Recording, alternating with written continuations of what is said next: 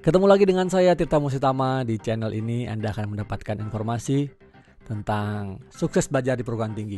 Dan khusus pada kali ini saya akan membahas tentang 10 jurus sukses menjadi mahasiswa baru. Dan ingat, simak sampai akhir karena nanti di bagian akhir saya akan menyampaikan satu tips khusus di luar 10 tips yang akan saya sampaikan ini. Baik, simak terus ya.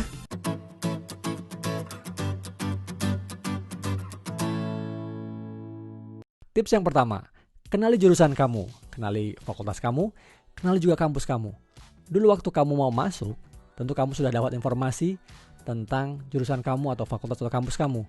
Nah, tapi setelah kamu masuk, tentu kamu akan mendapatkan hal-hal kenyataan. Apakah harapan-harapan yang kamu dulu pikirkan waktu mau masuk kuliah di kampus ini adalah seperti yang kamu hadapi di kenyataannya? Kenali sistemnya, kenali mata kuliahnya. Apakah benar ini yang ingin kamu pelajari? Dan kenali semua seluk-beluk kampusnya. Nah, ini sangat penting, mengenali lingkungan dari kampus. Tips yang kedua, perbanyak teman. Baik yang dari satu prodi yang sama, jurusan kamu yang sama, maupun di luar jurusan kamu. Bahkan kalau bisa, adalah teman-teman di luar fakultas kamu. Kenapa ini penting? Karena banyak teman itu sebenarnya satu safety net, satu jaring pengaman buat kamu. Banyak teman, banyak rezeki, ya, banyak informasi, banyak yang siap membantu kalau kamu kesusahan misalnya. Ini sederhana kelihatannya, tapi sangat penting daripada kamu nggak punya teman, ya kan? Nah, dengan banyak teman juga kamu bisa mendapatkan berbagai informasi tentang perkuliahan dan juga mungkin tempat tinggal di seputar kampus atau tentang sistem-sistem perkuliahan yang mungkin kamu nggak terlalu paham, ya kamu bisa dapat informasi dari teman-teman kamu itu.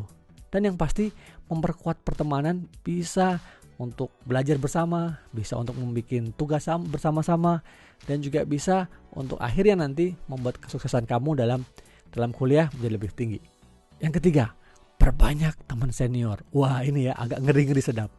Nah, biasanya sebagai mahasiswa baru, kamu agak sungkan ya, punya teman perbanyak teman senior atau kakak kelas. Tapi waktu masa orientasi mahasiswa baru, biasanya kita berkenalan dengan para senior-senior kita. Ada pembimbing-pembimbingnya.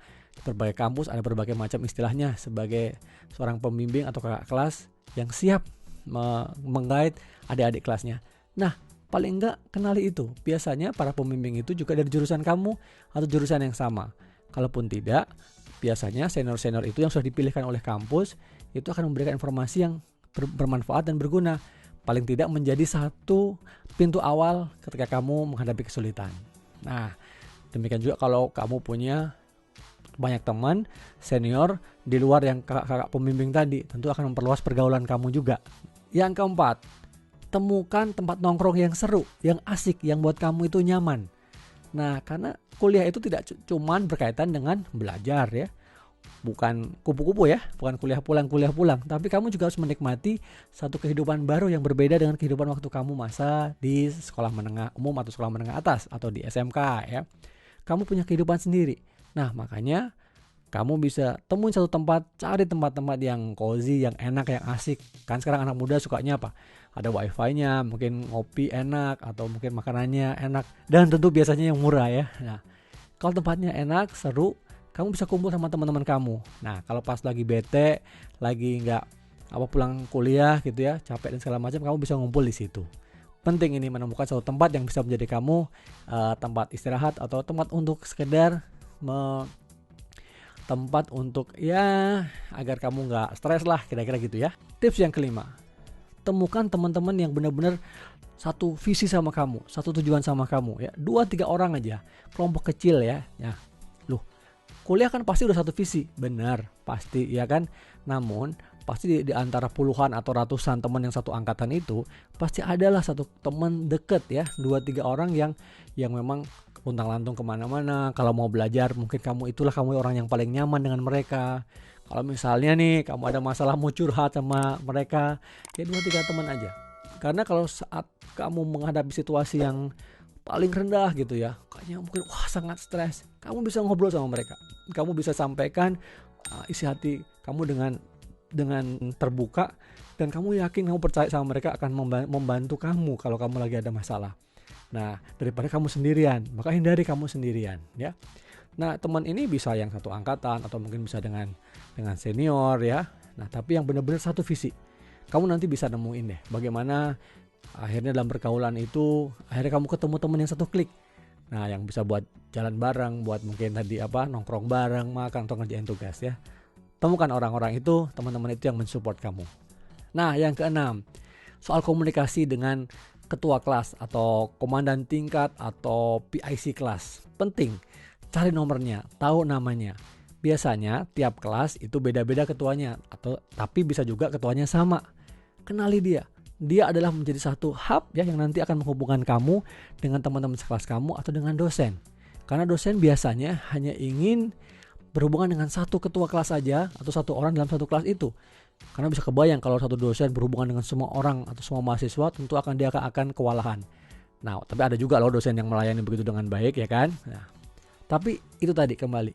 Ingat kontak ketua kelas, kamu bisa nanya-nanya ke dia kalau misalnya ada tugas-tugas atau nanya informasi seputar perkuliahan. Kalau misalnya kamu kadang ketinggalan atau ada tugas yang kamu belum paham, atau kamu ada pertanyaan, bisa sampaikan ke ketua kelas itu, dan ketua kelas itu akan menanyakan kepada dosen dan sebaliknya memberikan jawaban lagi ke kalian.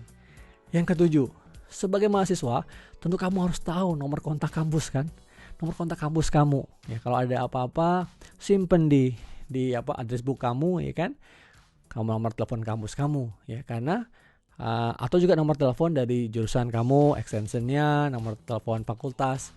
Kalau ada apa-apa kamu butuh, misalnya kamu sedang di luar, kamu butuh kontak dengan kampus, kebutuhan, itu kamu bisa. Biasanya banyak kampus sekarang udah punya hotline-nya, nomor yang mudah diingat, dan nanti akan disalurkan ke bagian-bagian mana yang kamu butuh berhubungan dengan bagian-bagian itu. Nah, jangan sampai nih nomor kampus kamu nggak punya. Ya, ini penting sekali untuk komunikasi, dan kalau kamu butuh apa-apa, termasuk juga kalau kamu lagi emergency, kamu bisa menghubungi kampus di nomor itu. Nomor 8, tips nomor 8. Zaman sekarang ini media sosial luar biasa kan? Nah, ikuti media sosial yang milik jurusan, milik fakultas atau universitas ya, atau kampus kamu ya. Minimal media sosial punya jurusan ya. Apakah itu pakai Instagramnya, ada Line, ada mungkin juga nomor-nomor WhatsApp grup. Itu adalah media komunikasi. Itu adalah channel pertama yang kamu harus tahu, karena biasanya di situ informasi-informasi resmi, informasi-informasi penting dari jurusan, dari prodi, dari fakultas, dari kampus mau disampaikan kepada mahasiswanya. Nah, selain ada mekanisme-mekanisme yang lain tentunya. Nah, email ya, atau melalui LMS di sistem pembelajaran dari kampus itu. Nah, jangan sampai kamu nggak follow ya. Kamu juga bisa di situ, biasanya nanti akan ada quiz, ada mungkin kamu bisa tanya, ada bisa DM, ada bisa info sesuatu yang menarik buat jurusan kamu kan. Kalau kamu ada info, kamu bisa tag jurusan kamu dan teman-teman kamu. Nah, ini sangat bermanfaat sekali ya. Jangan sampai enggak. Tambahkan sekarang ya. Nah, 2 tips yang terakhir ini juga gak kalah penting. Kalau tadi sudah berkaitan dengan kampus, berkaitan dengan pergaulan kamu, tentang pembelajaran kamu seperti apa, sekarang yang nomor 9, tips nomor 9 adalah pahami mata kuliah dasar di semester pertama. Ini sangat penting. Semester pertama ini sangat penting. Bukan tempatnya hura-hura, bukan tempatnya kamu berleha-leha ya, kamu santai banget, bukan. Wah, kan dari SMA, sudah lulus SMA dan saya sekarang lagi kuliah, saya inginnya santai dong, ini kan suasana baru. Enggak, itu ada benernya, cuman di semester pertama itu biasanya mata kuliahnya ada mata kuliah dasar yang lebih mudah ya, tapi mata kuliah dasar yang harus dipahami oleh mahasiswa untuk kemudian menjadi dasar untuk tahapan-tahapan di semester berikutnya. Jadi mata kuliah ini antara susah karena dasar ya, harus dipahami benar, karena ini basicnya harus dipahami benar. Tapi di sisi yang lain, yang kedua, karena dasar biasanya disampaikan dengan mudah, dan juga dosen ingin menyampaikan dengan cara yang ringan, cara yang menarik, sehingga diharapkan di semester pertama ini kamu bisa meraih nilai yang maksimal. Karena apa? Logikanya semester pertama lebih mudah daripada semester berikutnya. Nah, kalau kamu mendapatkan nilai yang bagus di semester pertama, di semester berikutnya kamu lebih mudah untuk mempertahankan atau mencapai IPK yang lebih bagus atau lebih tinggi. Bahkan kalau mau kumlot sekalipun ya. Nah, pahami mata kuliah dasar. Jangan sepelekan. Walaupun mungkin kadang-kadang jadi agak bosan gitu ya. Tapi di antara 6, 7 beberapa mata kuliah di semester pertama itu kamu harus pahami, terutama mata kuliah jurusan ya. Atau mata kuliah fakultas atau mata kuliah dari universitas, biasanya kamu itu mata kuliah yang umum dan bisa dipahami, jangan disepelekan. Justru di mata kuliah itu kamu harus mencapai nilai yang maksimal ya. Nah, yang 10 nih. Tips yang ke-10 adalah kamu kenali dosen kamu dengan baik. Terutama dosen-dosen di semester pertama yang akan mengajarkan kamu ya, memberikan kuliah kepada kamu. Biasanya jurusan-jurusan yang bagus, fakultas yang bagus, kampus yang bagus akan memilihkan dosen-dosen yang paling top, yang paling hebat untuk mengajar mahasiswa di semester pertama. Apa artinya? Biasanya dosen yang baik, bisa dosen yang mudah mengajarkan, menyampaikan dengan menarik, interaktif, dan juga mungkin penampilannya juga nggak ngebosenin dan gayanya bisa mengikuti gaya anak muda gitu ya. Nah, jadi kenali dosen-dosen ini. Persentuhan kalian awal itu dengan dosen-dosen ini yang nanti menjadi pintu ya. Kalau kamu nggak tahu atau kurang paham tentang mata kuliah dasar, bisa bertanya dengan mereka. Dan biasanya dosen-dosen yang mengajar di semester pertama dengan senang hati memberikan masukan-masukan kepada para mahasiswa itu. Karena apa? Dia punya kewajiban, dia punya kepentingan agar kamu juga lulus dengan nilai yang bagus dan terus melanjutkan ke semester-semester berikutnya. Nah, itu tadi 10 jurus ya. Nah, sekarang apa nih? Satu jurus yang penting banget yang bisa kamu ikutin juga. Nah, kampus tentunya tempat kamu belajar, bersosialisasi, tapi juga tempat kamu mengembangkan diri. Pilih satu aktivitas kamu sesuai dengan bakat kamu, sesuai dengan minat kamu yang kamu ikuti selama di kampus di semester-semester awal ini. Tujuannya adalah selain mengasah bakat kamu, minat kamu, tapi juga bisa menjadi alat penghilang stres. Ya, kamu suka musik, kamu bisa ikut apakah band, apakah itu choir, apakah itu kemudian kamu kumpulin beberapa teman membuat kelompok musik, akustik dan lain-lain. Atau kamu suka olahraga, kamu gabung ke unit kegiatan mahasiswa yang bahkan bisa mendorong prestasi kamu. Ingat, selama kuliah tidak hanya prestasi akademik, tapi juga prestasi non-akademik dan juga pengembangan diri kamu. Nah, itu tadi ya.